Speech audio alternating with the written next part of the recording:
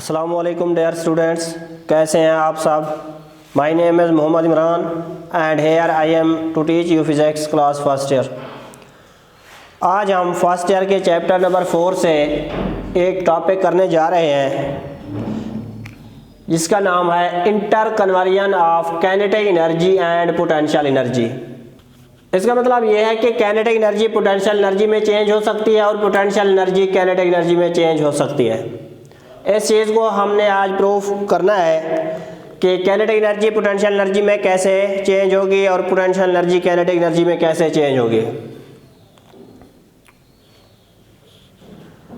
इससे पहले हमें पोटेंशियल एनर्जी का फार्मूला आना चाहिए। Potential energy is equal to mgh और kinetic energy is equal to half mv²।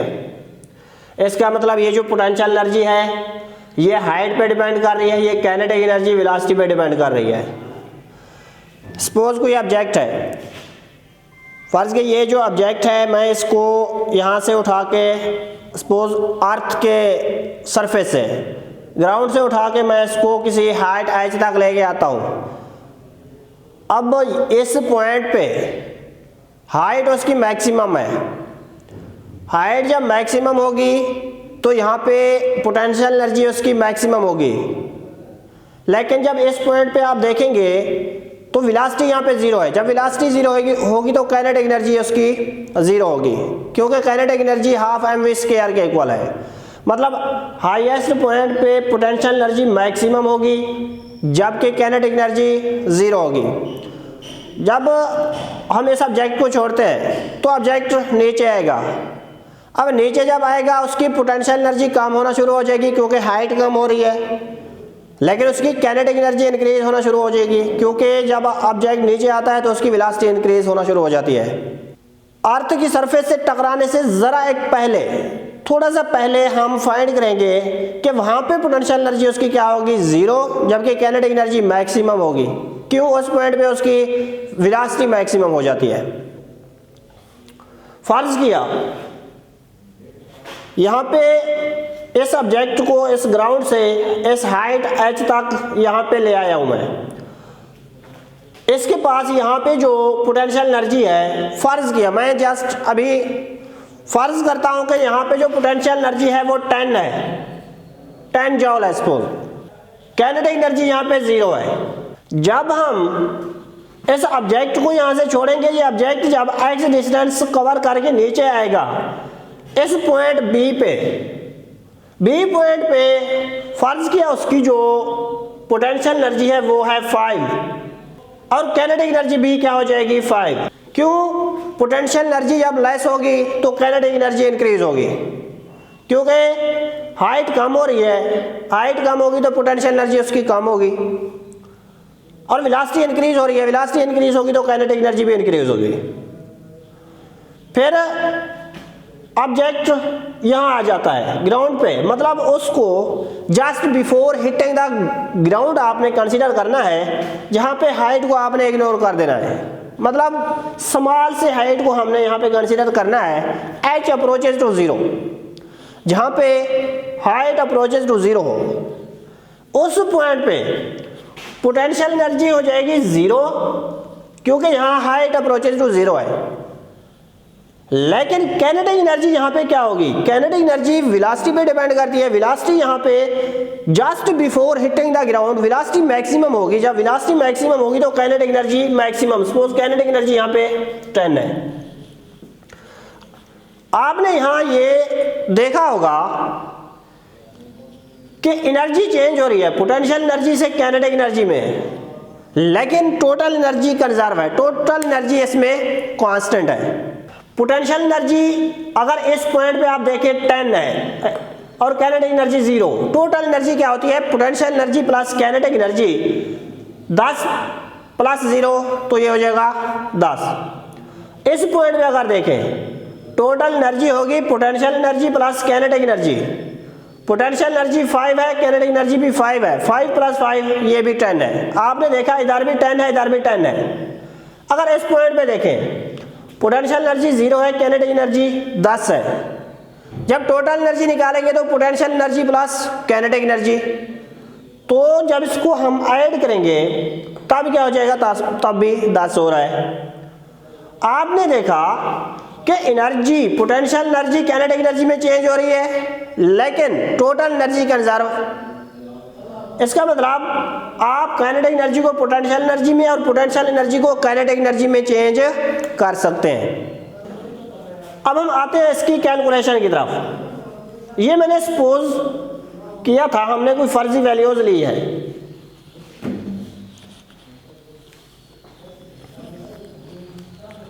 अब हम पहले पोजीशन ए पे एनर्जी को फाइंड करेंगे, फिर हम बी पे, फिर सी पे, फिर हम देखेंगे आया कि इन तीनों पॉइंट्स पे एनर्जी कांस्टेंट है या नहीं है।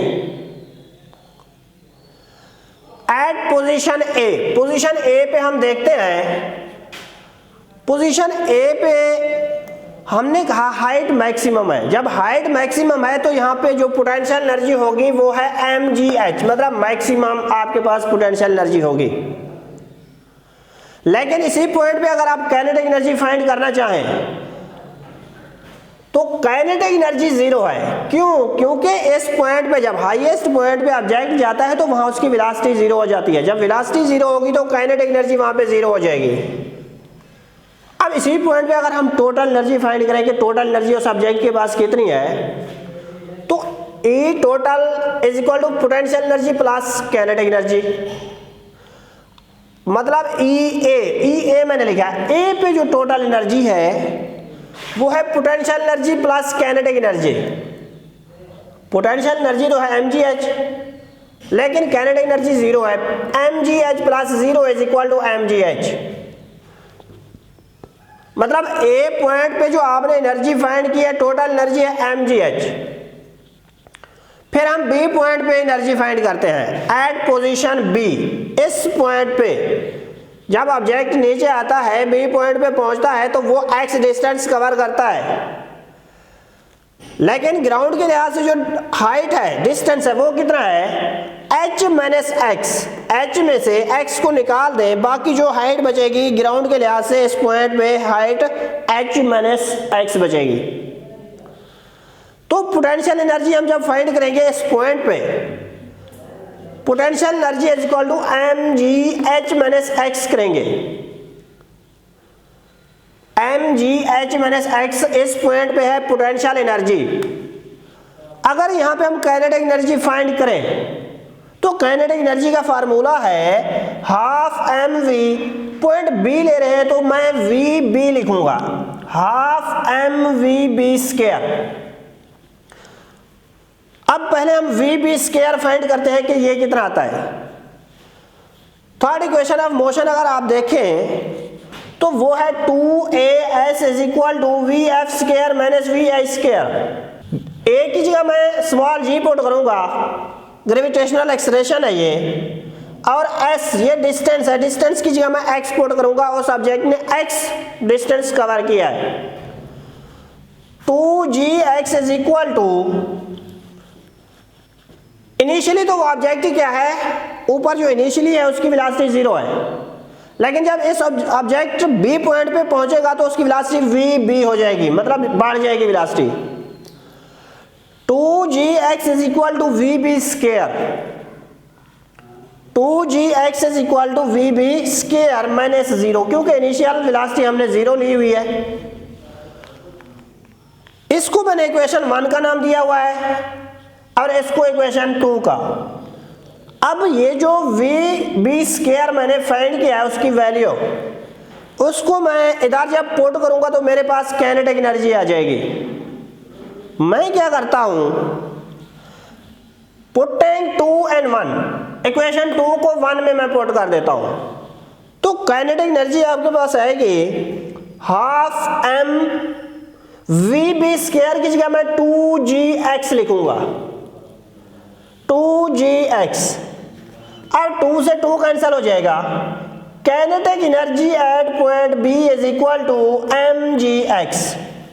काइनेटिक एनर्जी यहां पे जो है वो है mgx, यहां पे काइनेटिक एनर्जी आ गई mgx। अब हम इसी पॉइंट पे टोटल एनर्जी फाइंड करते हैं। हमने पोटेंशियल एनर्जी फाइंड की है वो है mgh माइनस x, लेकिन काइनेटिक एनर्जी है mgx।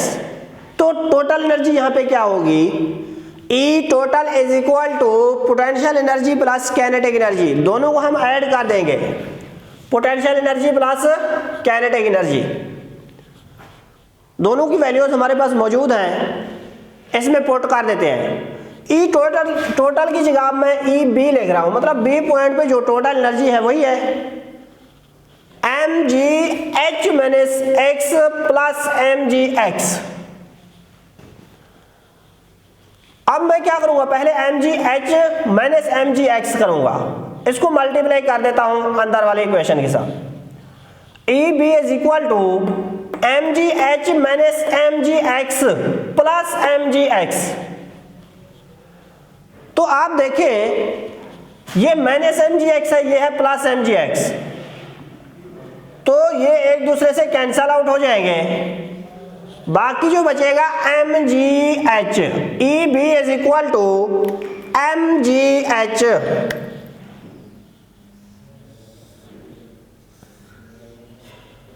मतलब बी पॉइंट पे जो पोटेंशियल एनर्जी है वो है mgh, और ए पॉइंट पे भी जो पोटेंशियल टोटल एनर्जी वो भी है mgh। बी पे भी mgh है, ए पे भी mgh है। अब आते हैं सी पे। सी पॉइंट पे अगर एनर्जी यही आ जाए तो इट्स ओके है कि एनर्जी कंजर्व है, अदरवाइज हम कहेंगे ये एनर्जी कंजर्व नहीं है, उसकी कन्वर्जन नहीं हो रही। पोजीशन सी पे अगर हम देखें, पोजीशन सी पे हमने कहा यहाँ पे हाइट 0 है, हाइट 0 होगी तो mgh, पोटेंशियल एनर्जी है mgh, हाइट 0 h0 तो पोटेंशियल एनर्जी 0 हो जाएगी। लेकिन काइनेटिक एनर्जी यहाँ पे क्या होगी, kinetic energy is equal to half mvc square, kinetic energy होगी हाफ mvc स्क्वायर। अब पहले vc स्क्वायर फाइंड करते हैं, जैसे हमने b केस के लिए vb स्क्वायर फाइंड किया था, यहां भी सेम उसी तरह vc स्क्वायर फाइंड करने के लिए हम क्या करेंगे, थर्ड इक्वेशन ऑफ मोशन लिखेंगे, 2a s की जगह मैं लिखूंगा 2gh is equal to vf square minus va square, क्योंकि यहाँ पे जो डिस्टेंस उसने कवर किया है वो है h डिस्टेंस है, तो h की जगह मैं h लिखूंगा। अब 2gh is equal to vf square minus vi square. फिर वही बात, इनिशियली वो ऑब्जेक्ट रेस्ट पे था, मतलब उसकी वेलोसिटी, इनिशियल वेलोसिटी 0 है, फाइनल वेलोसिटी उसकी vc स्क्वायर है। v इनिशियल की जगह मैं 0 पुट करूंगा, vc स्क्वायर बिल्कुल वैसा ही लिखूंगा, तो ये आएगा 2gh is equal to vc minus 0, क्योंकि इनिशियल वेलोसिटी हमने 0 रखी हुई है, 2gh is equal to vc square. यहाँ पे मैंने इसको इक्वेशन 3 का नाम दिया है, इक्वेशन 4 का नाम इसको मैंने दिया है। अब vc स्क्वायर को आपने पुट करना है यहाँ पे vc स्क्वायर की जगह, तो आप क्या करेंगे, पुटिंग 4 and 3, तो काइनेटिक एनर्जी आपके पास आ जाएगी पॉइंट सी पे, kinetic energy is equal to half m vc square की जगह मैं लिखूंगा 2gh,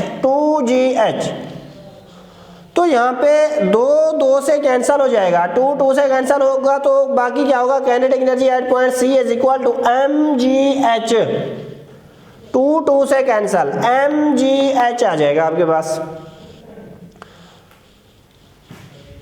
अब आप देख सकते हैं एट पॉइंट ए वहां पे भी आपने mgh निकाला है, पॉइंट बी पे भी mgh आ गया, पॉइंट सी पे भी mgh, मतलब एनर्जी, टोटल एनर्जी सेम रहेगी, लेकिन वो पोटेंशियल से काइनेटिक में चेंज हो जाएगी, काइनेटिक से पोटेंशियल में चेंज हो जाएगी, लेकिन उसकी जो वैल्यू है वो सेम रहेगी। आपने ए पे भी देखा, बी पे भी देखा, सी पे भी देखा, हर पॉइंट पे, तीनों पॉइंट्स पे उसकी वैल्यू आ रही है mgh। अब यहां से हम कंक्लूजन निकालते हैं, नतीजा निकालते हैं कि हम किस नतीजे पे पहुंचे हैं। सपोज ये ऑब्जेक्ट m है जो हाइट h1 ग्राउंड से हाइट h1 पे है। जब ये ऑब्जेक्ट यहां पे आएगा, ये है a b c, a से b पे आएगा तो उसकी वेलोसिटी v1 होगी सपोज।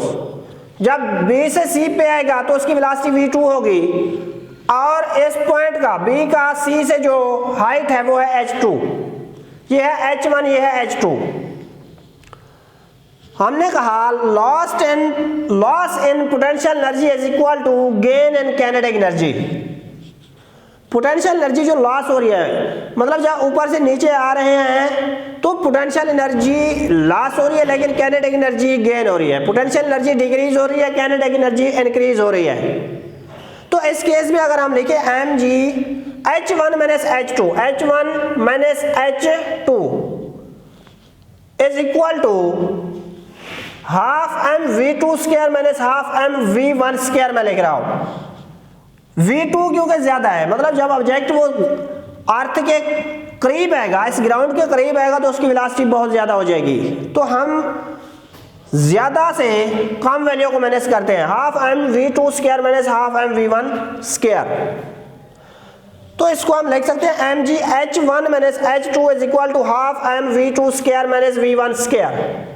अब ये जो मैंने लिखा है ये उस केस के लिए है जब आप फ्रिक्शन को इग्नोर कर रहे हैं, मतलब फ्रिक्शन नहीं है। जब ऑब्जेक्ट ऊपर से नीचे आ रहा है, कोई फ्रिक्शन उसमें नहीं है, कोई एयर फ्रिक्शन नहीं है, तो क्या होगा, जितनी पोटेंशियल एनर्जी कम होगी उतनी काइनेटिक एनर्जी में चेंज हो जाएगी।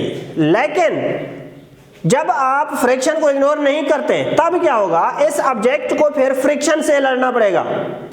मतलब सपोज यहाँ पे आपके पास अगर 10 जॉल एनर्जी है पोटेंशियल एनर्जी, तो यहाँ पे काइनेटिक एनर्जी आपके पास 8 है, तो बाकी 2 कहाँ जाएगा, वो दरमियान में किसी फ्रिक्शन की वजह से वो एनर्जी आपकी ज़ाया हो जाएगी।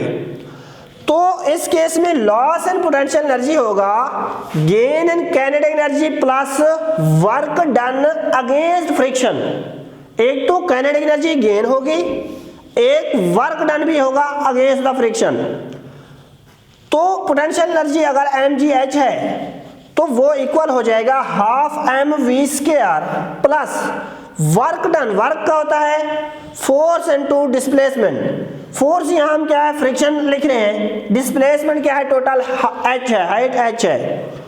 तो यहाँ पे जो आपके पास आएगा loss in potential energy is equal to gain in kinetic energy plus work done against friction.